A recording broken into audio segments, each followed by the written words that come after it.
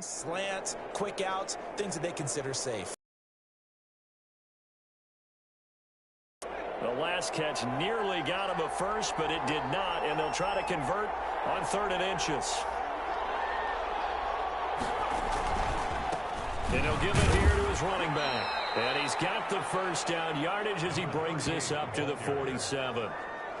Call it a 1-yard gain on the play, and it's going to yield a new set of downs. Brandon, this can be so demoralizing for a defense. They've had 2 opportunities to get off the field. They haven't gotten it done. So now your coordinator, he's going to call every blitz that he has, any type of exotic, something that they haven't seen before.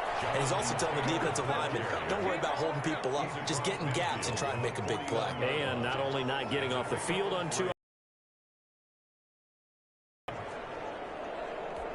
3 yards on that last carry. Here's 2nd and 7.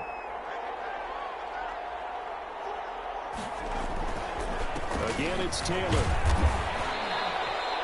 Well, still about 3 yards shy of a first as the 4-yard pickup brings it to 3rd down. They're in a pretty good spot right now with a convincing lead. I think this is where they put on the boxing gloves, start to try and pound them into submission. And the offensive line, they've controlled this game.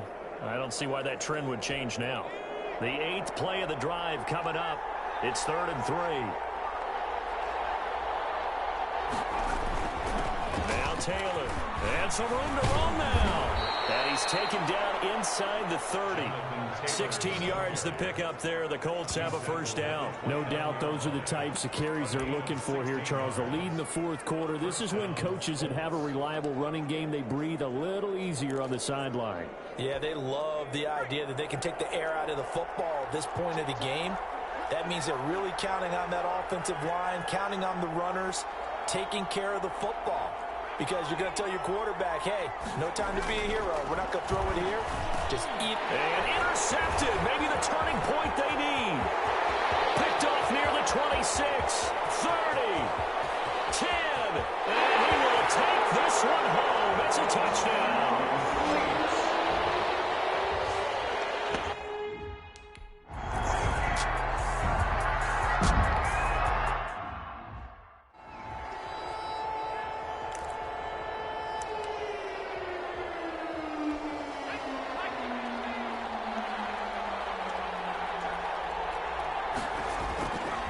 They'll run with Taylor to begin the drive. And they're able to get this one across the 35. Solid way to start the drive. 13 yards, picking up the first. On that last run, he's now hit the 6,000-yard mark for rushing yards in his career. And moves him squarely into the top 100 rushers of all time. In fact, he can boast that he's rushed for over 1,000 yards more than Gale Sayers did in his career. And Gale Sayers was a Hall of Famer in a short career.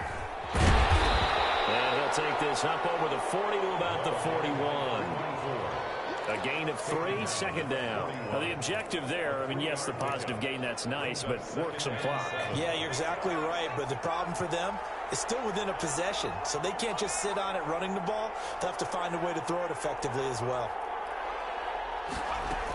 On 2nd down, it's Taylor. And he will be brought down at about the 43 that time. It'll be a gain of 2. And speaking of 2s, it'll take us to the 2-minute warning. A 2-yard gain on the play. And it's 4th quarter, down to the final 2 minutes. And we've got a 1-score game.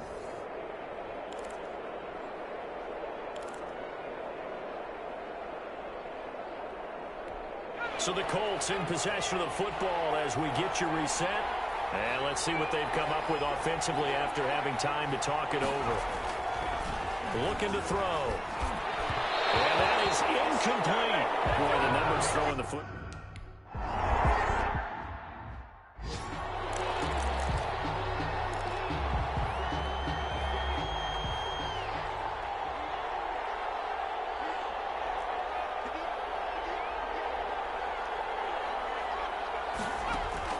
He's back to throw. Open man is Higgins.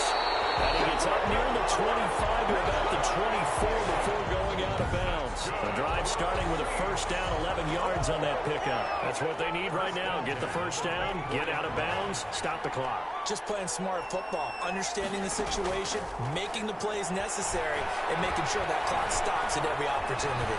And he can't get a throw away. He's taken down. The Saints in the hurry up here. Clock continuing to roll. That's into the hands of the tight end, Boyle. The Saints going to call the first of their timeouts as they'll talk it over here before what will be an important third down.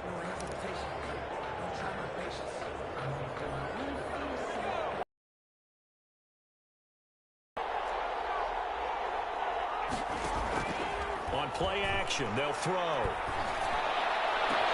This one complete into the hands of is going to have a Saints first down as they're able to get the third down conversion. Give them 18 there, and the Saints have a first down.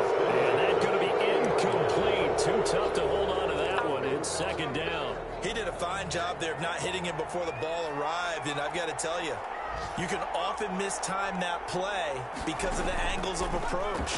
When you're going to get him, sometimes you panic as well and think, I've got to. And he can't get a throw off. He's taken down.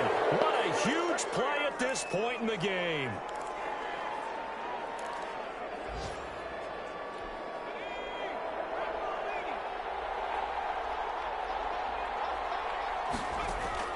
Back to throw.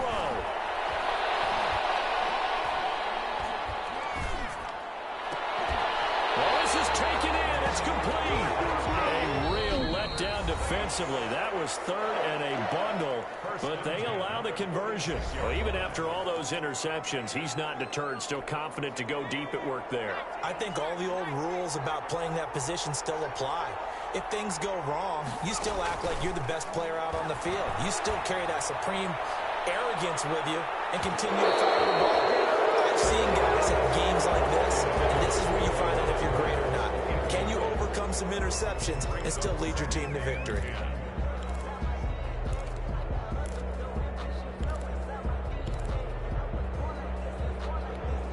After the incomplete pass, here now is 2nd and 10. He'll look to throw. He's going to let it fly. It's intercepted at the goal line. Picked up by Malik Hooker. And a big turnover there as his guys will get the football back. At their own 20-yard line.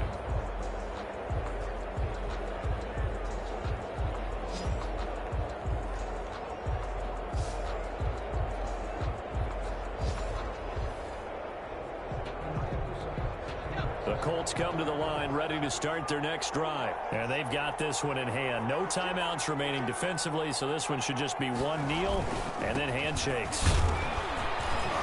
And he'll go down at the 26 following a gain of 6. So this one winds up an Indianapolis victory. And I tell you, this was a fun one. Just a close game. Nothing comes easy in this league, as you know.